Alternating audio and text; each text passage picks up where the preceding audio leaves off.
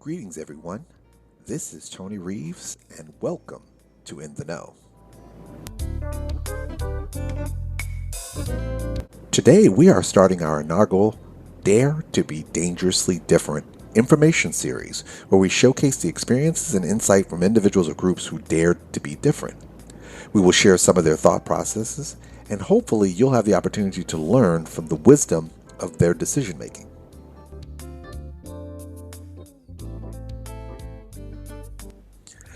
Today, we're introducing you to a Florida limited liability company which operated between 2006 and 2017 and was referred to as the Six Footahs. As you can imagine with the name Six Footahs, you can assume they are all over 6 feet tall. In addition to their height, they were all professionals, all women, and all African American.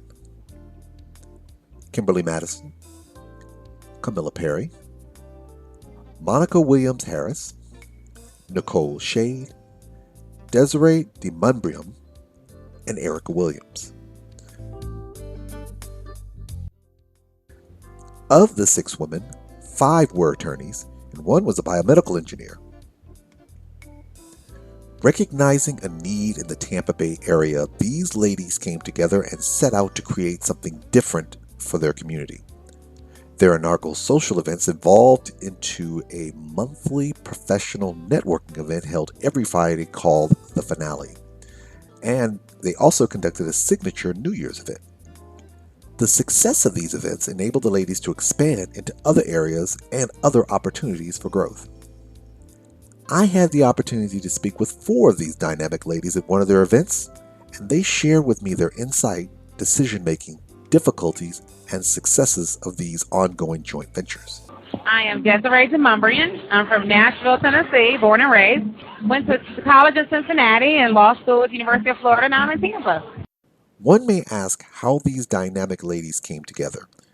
Desiree takes a moment to share how the 6 women came to form this dynamic group.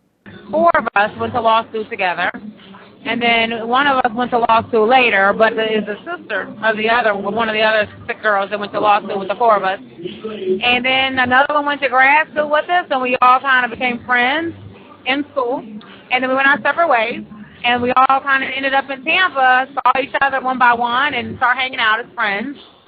And then we got bored, and then everything in Tampa, so we decided to do something. Recognizing the need or demand for something can be very simple.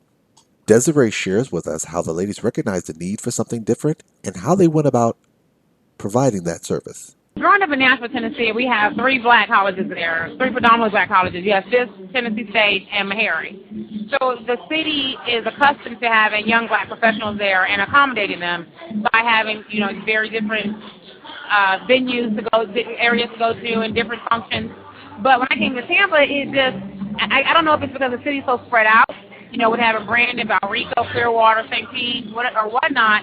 But I rarely saw black professionals unless they were lawyers. And that's not my whole world. And I wanted to meet other professionals. And I cannot find any place to go where people just kind of got together, had drinks, kind of networked and things of that nature. Tell everybody how this actually came about. Well, actually, we just were created one day. At that point in time, I was complaining about it, and we decided, well, instead of complaining about it, do something about it. So it was definitely a void when I first moved here in 2003. What kind of feedback have you been getting since you've been doing this? Very positive, very positive. Everyone is just like, please keep it up, and everybody's very encouraging. Because it gets rough, because we're all very busy. It's hard to get out and publicize the events and make sure we're in place and to support everyone else. So, but everyone has been telling us, we definitely need you here. We appreciate what you're doing. And because we only charge $5 to get to our functions, and we only started that in this May. So for a year and a half, we had these functions straight out of pocket. And we lost money, our personal dollars on this. So everyone has really shown us a lot of appreciation, a lot of support. We've got a lot of love from the black community here. And that's pretty much just encouraging us to keep going. Sometimes opportunities to create something new or different may just arise from something that's fairly routine. Which brings me to the next dynamic young lady. This is Monica Williams-Conley, Alpha Kappa Alpha Sorority Incorporated. Monica is an attorney as well as an author of children's books. And we just decided to kind of get together with our friends and start doing happy hours at Adrian's house at Soul of the Pond, and it kind of took off from there.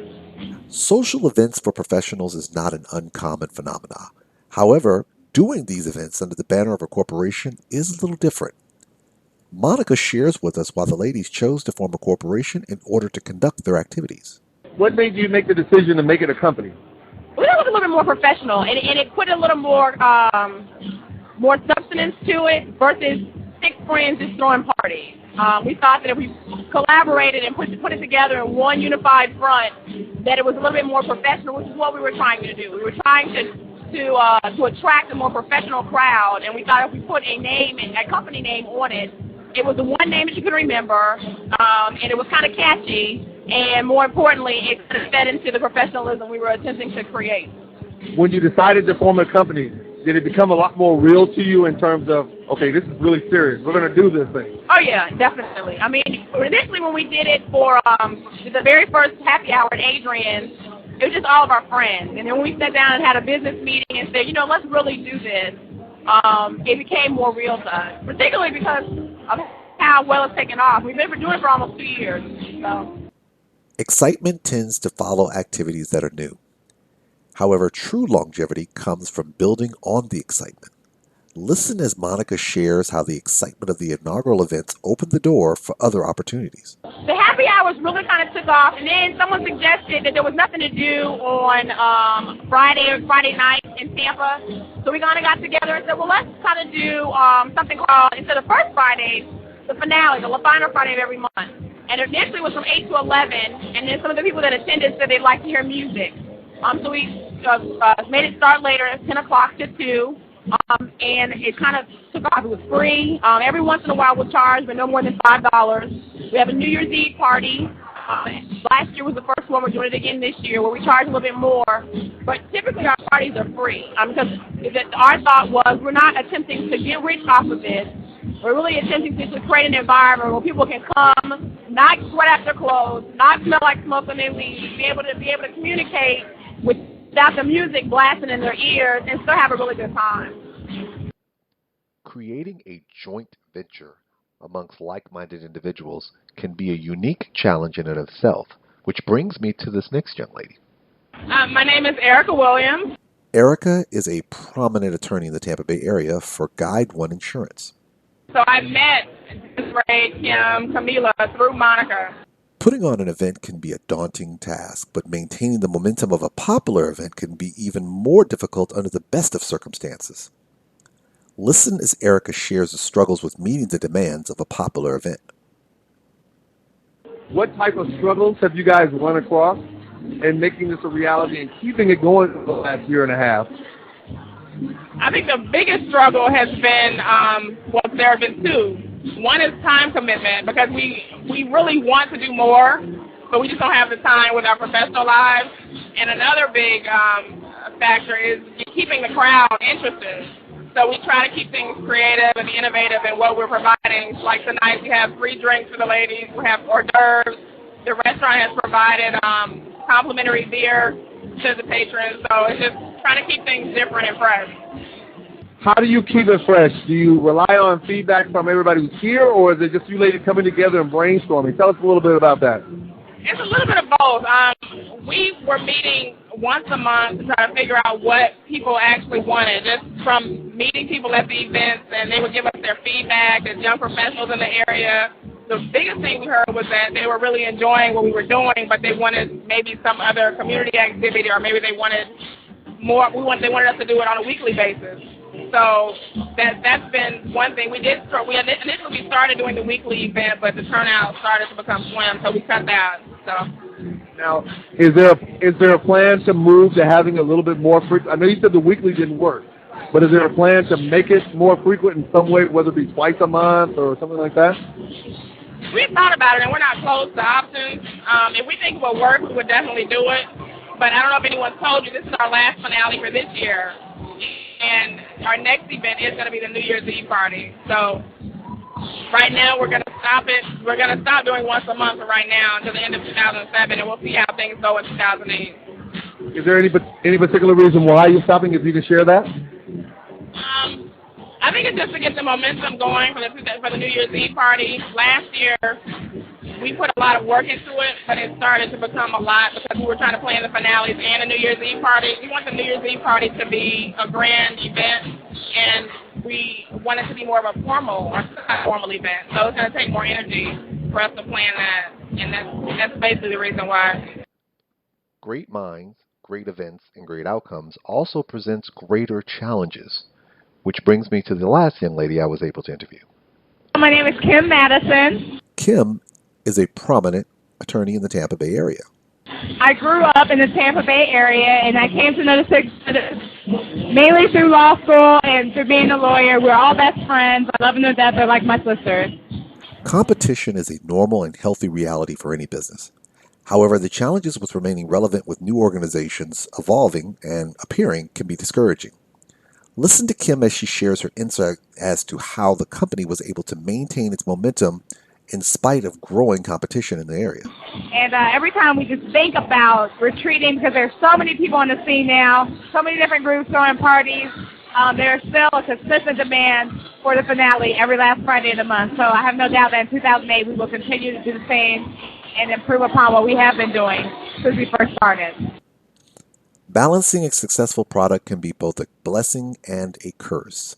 With every successful event, there is a growing need for the event to go bigger and better. For a full-time company, this challenge can be difficult. However, when all members of the organizations are working full-time, challenging jobs, the ability to balance may be even more difficult. Listen as Kim shares how the ladies are able to balance the struggle of working professional lives and providing a service to their company. It has been a little bit of a challenge because not only do we have day jobs, but most of us are lawyers, very demanding.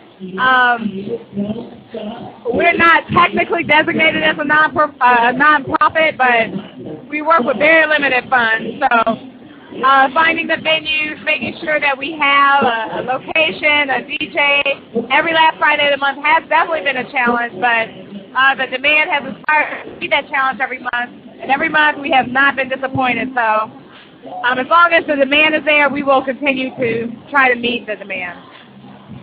After a 10-year run, these dynamic women transitioned into other aspects of their careers.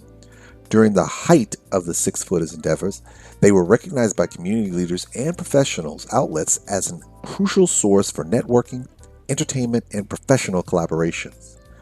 Although they no longer conduct their events, there is no denying that the ladies, Kim, Nikki, Desiree, Erica, Monica, and Kamala, the Six Footahs, are truly phenomenal. Thanks for tuning in to In the Know with Tony Reeves. I hope you gained some knowledge or insight from this show. Please feel free to share your comments, and I hope you learned something that will encourage you to dare to be dangerously different.